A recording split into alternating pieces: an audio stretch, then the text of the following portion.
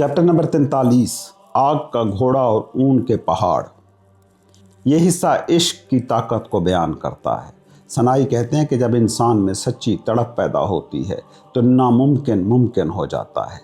पहले सुनिए इस चैप्टर में शामिल अशार। उसके बाद खुदा की तलब जो उसके दिल में जान और अकल में मौजूद है उसका घोड़ा बन जाती है। जब ये तख्लीक दुनिया उसके लिए कैद खाना बन जाती है तो उसकी रूह आज़ादी मांगती है। उसके अंदर एक आग भड़कती है जो उसकी जान, अकल और मज़हब सबको जला देती है। ख्वाहिश, डिज़ायर जब अपनी महबूबा से मिलती है तो खुशी बन जाती है, लेकिन जो सिर्फ महबूबा को ढूंढता है, खुदा को नहीं, वो खुदा से दूर है। जब रूह दरवाजे से निकलती है तो पुराना दिल वहाँ नया हो जाता है। उसकी शक्ल फितरत की बेड़ियों से आज़ाद हो जाती है। उसकी रूह की पेशकदमी की वजह से ज़मीन से अर्श तक एक ज़बरदस्त नारा बुलंद होता है। उसके दर्द और ख्वाहिश की हवा से उड़ने वाली धूल अगर औरत के पास से गुज़रे तो उसे मर्द बहादुर बना दे। जो भी चीज़ उसके रास्ते में रुकावट बनती है वो खुद रास्ते से हट जाती है।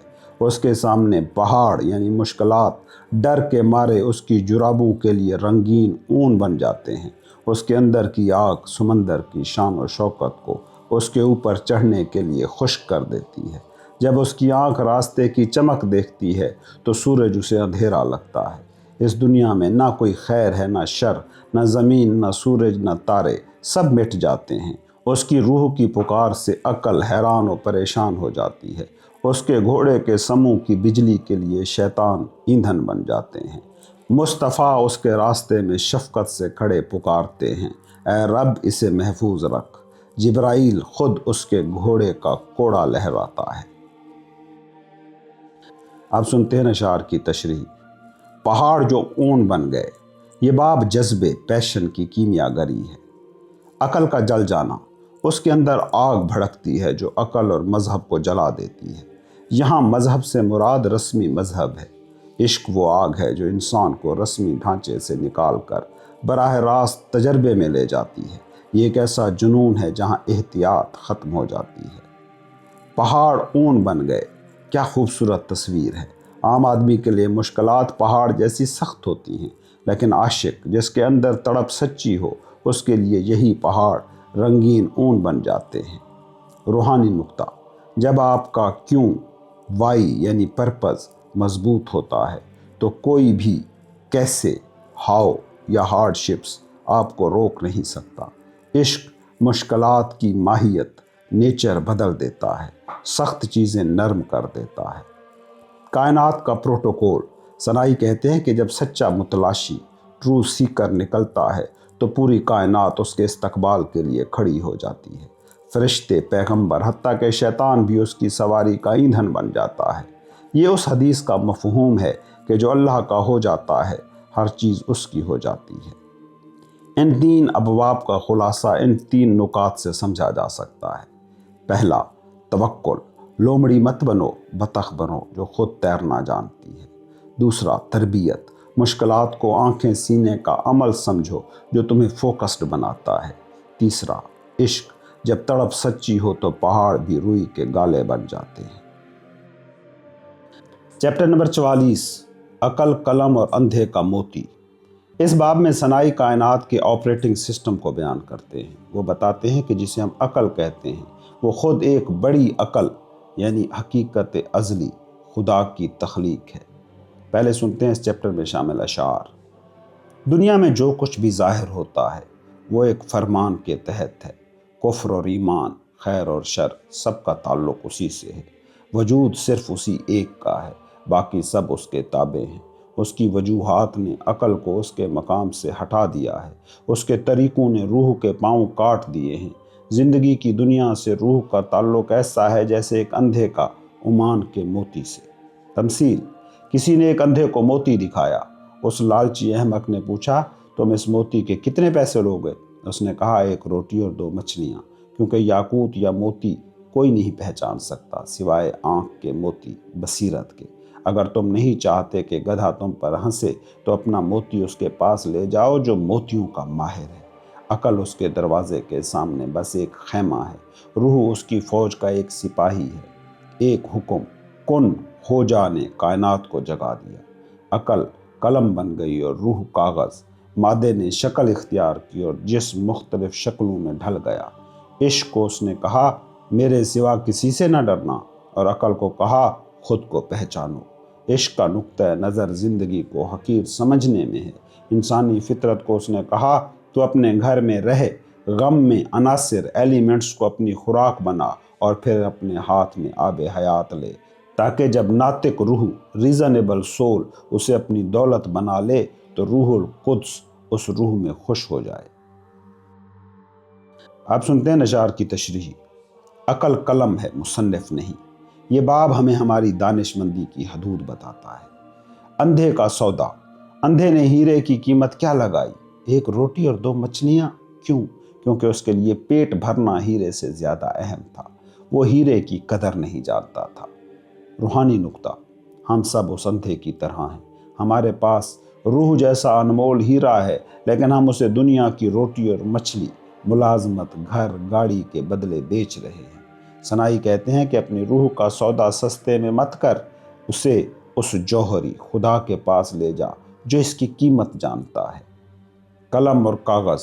سنائی کہتے ہیں عقل قلم ہے اور روح کاغذ۔ لکھنے والا کون ہے؟ وہ حتمی حقیقت، الٹیمیٹ ریئلٹی۔ ہم سمجھتے ہیں کہ ہم اپنی زندگی خود لکھ رہے ہیں، لیکن در حقیقت ہم صرف وہ کاغذ ہیں جس پر کائناتی شعور اپنی کہانی لکھ رہا ہے۔ جب آپ کاغذ بن کر سرنڈر کر کے قلم کے آگے بچھ جاتے ہیں، تب ہی آپ پر آب حیات جیسا لفظ لکھا جاتا ہے۔ چیپٹر نمبر 45، اخروٹ کے چھلکے اور قرآن کا شکوہ۔ یہ کتاب کا سب سے طویل اور اہم حصہ ہے۔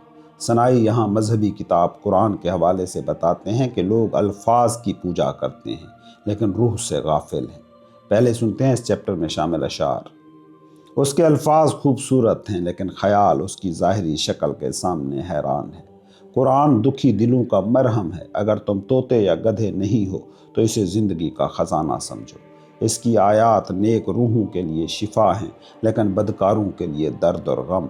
ایک آنکھ وہ ہے جو قرآن کی روح کو دیکھتی ہے اور ایک آنکھ وہ ہے جو صرف حرف کو، لیٹرز کو دیکھتی ہے۔ جسم کانوں کے ذریعے اس کے الفاظ کا سر لیتا ہے، روح اپنی بصیرت سے اس کی روح کا لطف لیتی ہے۔ پردہ اور دربان بادشاہ کو نہیں جانتے، بادشاہ کو وہ جانتا ہے جس کے پاس نظر ہو۔ پردہ اسے کیسے جان سکتا ہے؟ تم نے اب تک اپنے روزانہ کے رزق میں اخروٹ کا صرف پہلا چھلکا چکھا ہے۔ پہلا چھلکا کھردرا اور سخت ہے، دوسرا چاند کی کینچلی جیسا ہے، تیسرا ریشم جیسا باریک، اور چوتھا ٹھنڈا اور رسیلی گری۔ تم نے قرآن کا صرف پردہ، الفاظ انہیں دیکھا ہے۔ یہ نالائقوں کے لیے اپنا چہرہ ظاہر نہیں کرتا۔ جسم صرف تلچھٹ کا ذائقہ چکھتا ہے تاکہ زندہ رہ سکے۔ روح تیل، آئل، ایسنس کا ذائقہ جانتی ہے۔ الفاظ، آواز اور حروف سبزیوں کے پیالے میں تنکوں کی طرح ہیں۔ اصل چیز سبزی ہے۔ خدا کے کلام کو اپنے دل میں موسیٰ کی طرح موسیقی بناؤ، نہ کہ ظاہری طور پر بانسری کی آواز کی طرح۔ تم سمندر کی جھاگ کو مٹھی میں لیے ہوئے ہو اور سمجھتے ہو کہ تم نے موتی پا لیا ہے۔ موتی کی قیمت سیپ سے نہیں آتی، تیر کی قیمت نشانے پر لگنے سے ہوتی ہے۔ قرآن کا شکوہ۔ انتظار کرو جب قرآن قیامت کے دن خدا سے تمہاری شکایت کرے گا۔ اے خدا، یہ دن رات مجھے زور زور سے پڑھتا تھا لیکن میرے ایک لفظ کے ساتھ بھی انصاف نہیں کرتا تھا۔ اس کی آواز اچھی ہے، اس کا لباس نیلا ہے، لیکن یہ میرے معنی کی گہرائی نہیں جانتا تھا۔ اس نے مجھے اپنی خواہشات کی تلوار سے زخمی کیا، مجھے اپنی پینے پلانے کی محفلوں میں لے گیا اور گانے کی طرح گایا۔ جب تک تم میں ایگو کے اندر پردہ پوش ہو، تمہارے لیے خیر اور شر میں کیا فرق ہے؟ یوسف کنویں میں بے بس ہے اور تمہارا دل لاپرواہی سے پڑھ رہا ہے۔ غم کو رسی بناؤ اور آہوں کو ڈول اور اپنے یوسف کو، حقیقت ازلی کو کنویں سے نکالو۔ اب سنتے ہیں اشعار کی تشریح۔ اخروٹ کی 4 تہیں۔ سنائی نے مذہب اور روحانیت کی تفہیم کے 4 درجے بتائے ہیں۔ پہلا، چھلکا، سخت۔ یہ محض الفاظ کا رٹا اور سخت کٹر پن ہے۔ دوسرا چھلکا، یہ فقہ اور قوانین ہے۔ تیسرا چھلکا، ریشم، یہ اخلاقیات اور اقدار ہیں۔ چوتھا، گری، یہ وہ خالص نور یا عرفان ہے جو کتاب کا اصل مقصد ہے۔ سنائی کہتے ہیں تم چھلکے چبا رہے ہو اور سمجھ رہے ہو اخروٹ کھا رہے ہو۔ چھلکا کڑوا ہوتا ہے، اس لیے مذہب مشکل لگتا ہے۔ گری میٹھی ہوتی ہے، جو گری تک پہنچ جاتا ہے وہ الفاظ کے جھگڑوں سے نکل جاتا ہے۔ یوسف اور رسی۔ قرآن صرف پڑھنے کی کتاب نہیں، یہ وہ رسی ہے جسے پکڑ کر تمہیں اپنے شعور کے یوسف کو مادیت کے کنویں سے باہر نکالنا ہے۔ اگر تم رسی کی تعریفیں کر رہے ہو، خوبصورت تلاوت کر رہے ہو، لیکن اسے پکڑ کر اوپر نہیں چڑھ رہے ہو تو تم کنویں میں ہی مرو گے۔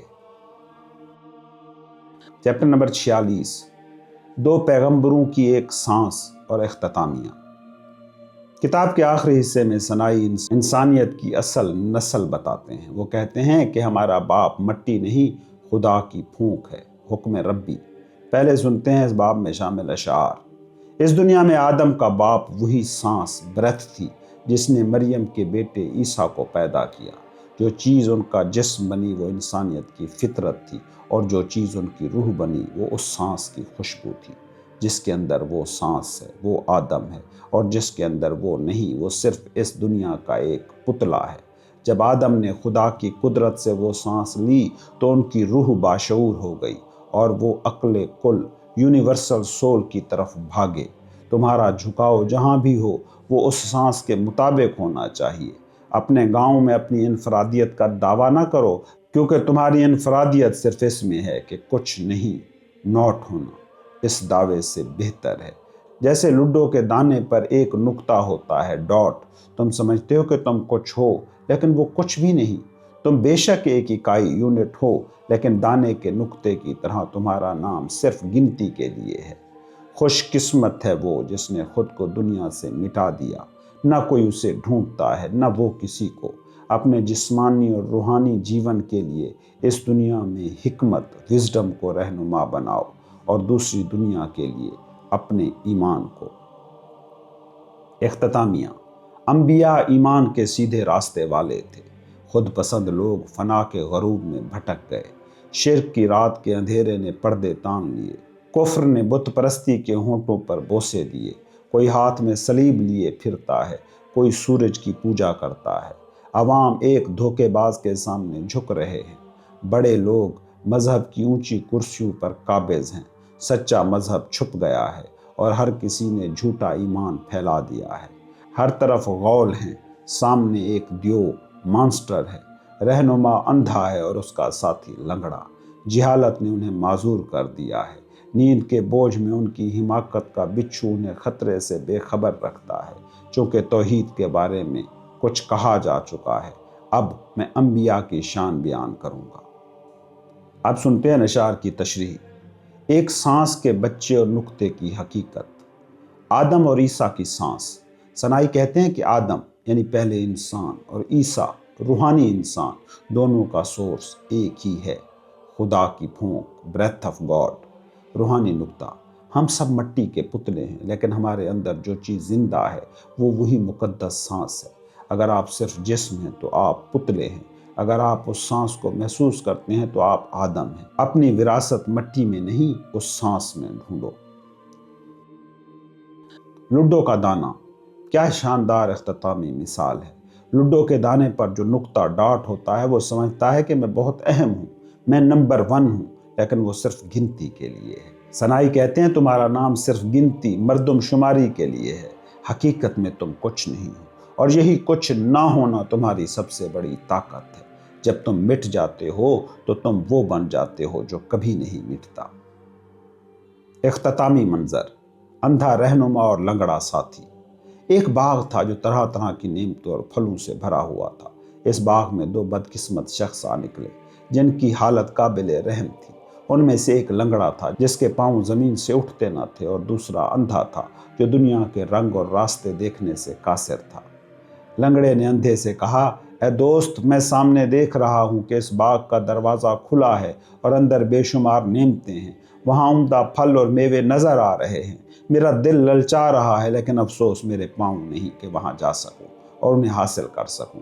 میں صرف دیکھ سکتا ہوں، مگر میری مجبوری نے مجھے باندھ رکھا ہے۔ اندھے نے جواب دیا، اے بھائی میرے پاؤں تو سلامت ہے اور میں چل سکتا ہوں، لیکن میری آنکھوں میں نور نہیں، مجھے راستہ نظر نہیں آتا۔ آؤ ہم دونوں ایک سودا کرتے ہیں جو ہم دونوں کی ضرورت پوری کر دے گا۔ تو میری پیٹھ پر سوار ہو جا، میں تیرے پاؤں بن جاتا ہوں، اور تو میری آنکھیں۔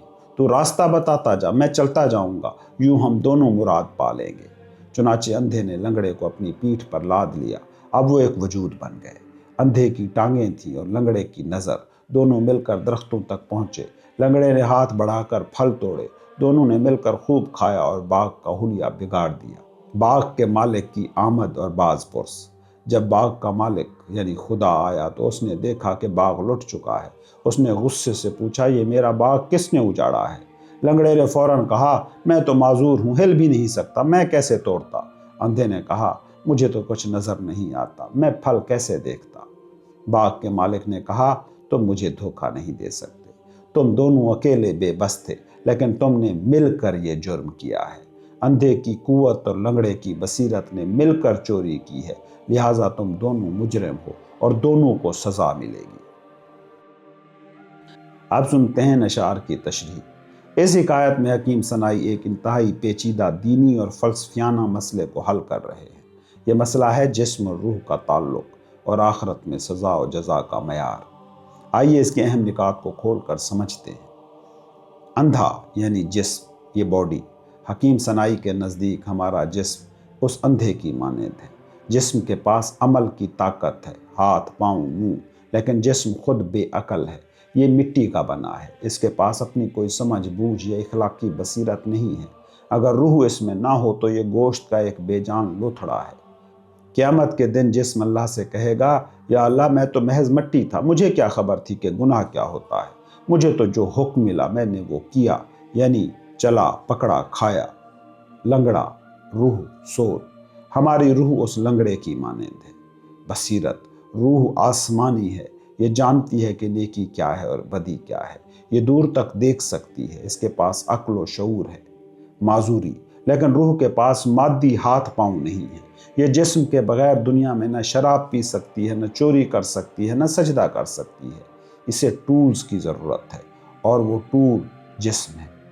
دلیل، قیامت کے دن روح کہے گی، یا اللہ میں تو لطیف تھی، میرے پاس ہاتھ تھے نہ پاؤں، یہ گناہ تو اس جسم نے کیے ہیں، مجھے کیوں سزا دی جا رہی ہے؟ سنائی فرماتے ہیں کہ دنیاوی زندگی دراصل اندھے اور لنگڑے کا اتحاد ہے۔ جب روح یعنی لنگڑا جسم یعنی اندھے پر سوار ہوتی ہے تب ہی انسان مکلف، رسپانسیبل بنتا ہے۔ روح ڈرائیور ہے اور جسم گاڑی۔ اگر گاڑی کسی کو کچل دے تو قصور صرف گاڑی کا نہیں ہوتا، ڈرائیور کا بھی ہوتا ہے جس نے اسے غلط چلایا، اور اگر ڈرائیور نشے میں ہو تو گاڑی خود بخود نہیں چل پڑتی، اسے چلانے والا چاہیے۔ اللہ تعالیٰ قیامت کے دن روح اور جسم کو دوبارہ اسی طرح جوڑ دے گا جیسے وہ دنیا میں تھے۔ سنائی کا استدلال یہ ہے کہ سزا صرف جسم کو نہیں ملے گی کیونکہ وہ تو محض آلہ تھا، اور نہ صرف روح کو کیونکہ وہ عمل سے قاصر تھی، بلکہ پورے انسان کو سزا یا جزا ملے گی۔ روح کا جرم، اس نے اپنی بصیرت کا غلط استعمال کیا اور اندھے جسم کو غلط راستے پر چلایا۔ جسم کا جرم، اس نے روح کی بری خواہشات کا بوجھ اٹھایا اور گناہ میں ساتھ دیا۔ خلاصہ، اس حکایت کا سبق یہ ہے کہ انسان یہ کہہ کر بری و ذمہ نہیں ہو سکتا کہ میرے حالات خراب تھے یا میرا جسم کمزور تھا۔ آپ کی روح کے پاس آنکھیں تھیں، اسے چاہیے تھا کہ جسم اندھے گھوڑے کی لگام کس کر رکھتی اور اسے حرام کے باغ میں گھسنے سے روکتی۔ چونکہ روح نے جسم کو استعمال کر کے گناہ کا مزہ لیا، اب دونوں عذاب کا مزہ بھی چکھیں گے۔